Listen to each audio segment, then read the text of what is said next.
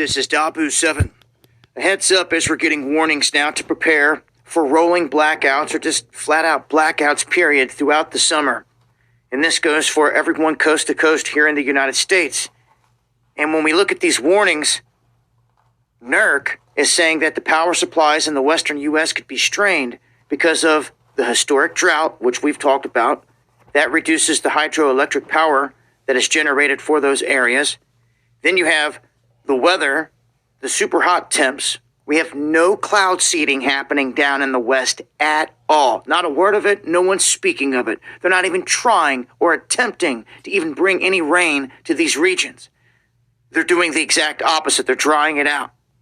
You combine that with them trying to kick up this new green energy plan that seems to not have any backing or any support in it whatsoever. They can't get the solar going, can't get the wind going, or the batteries, any of this stuff together.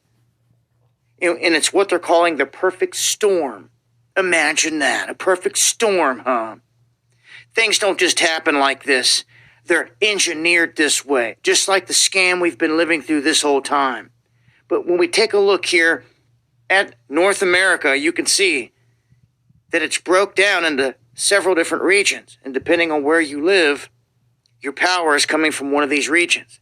You can see the Quebec region. You can see the Alaska connection. You can see the Western connection. You can see Texas sitting there by itself.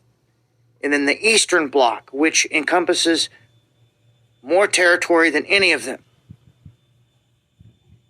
They're putting out big warnings for the West and saying these things, but the reality is the grid all in all is coming down. And now they're talking about vast swaths of the U.S. this entire summer going through blackouts, stressing the electrical grid while they're sending billions to Ukraine, doing nothing here.